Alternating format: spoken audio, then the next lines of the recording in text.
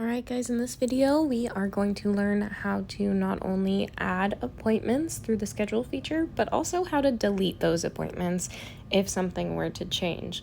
So the first thing that we're going to need to do is locate that schedule button. It's going to be located on your main screen, and then from there we're going to select that top button that says schedules. As you can see, it does open you up into a monthly calendar view after you click on that button. There's quite a few things going on here. We really don't have to worry about most of it other than that calendar view.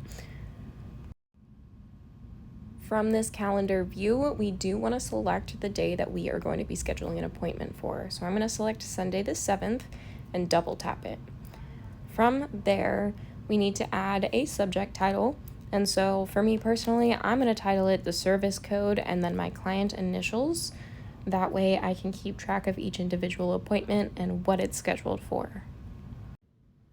As I'm adding in that title, we're going to focus on the row below. Make sure that it says your name. And then below that, we are going to look at service codes. Now this is going to give you a ton of different options.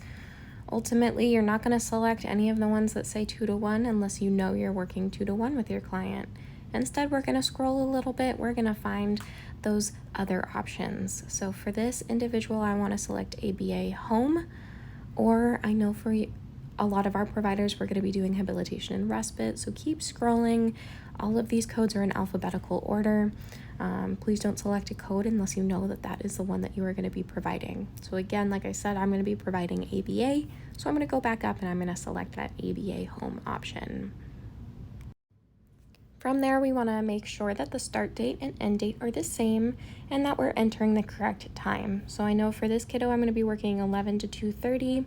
So those are the time frames that I'm going to select for this particular appointment. And now that I have my time entered, I want to go up and make sure that I have my client selected. So go up to that client button, search for your client's name, and then select that.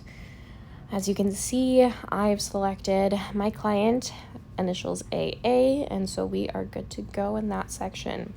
The last section that I want to focus on is this bottom one down here that says repeat and then never.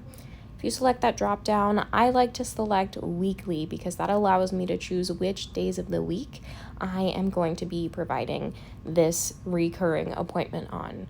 And so I know I'm going to be working every Sunday and Saturday with this individual, so I'm going to select those days. And then below that it says end repeat. You can leave it at never if you know you're going to be working with this child for a while, or you can select a day if you know that there is a day that you will no longer be working with them. Once you have that last section filled out, go ahead and locate that green button up at the top that says add. Once you click that, it will refresh your page and you'll be able to come back to that calendar view, and it will show you all of the different days that you have appointments scheduled. At this point, I want to really focus on editing and deleting appointments. So if you click on a day, it will show you at the bottom a little pop-up.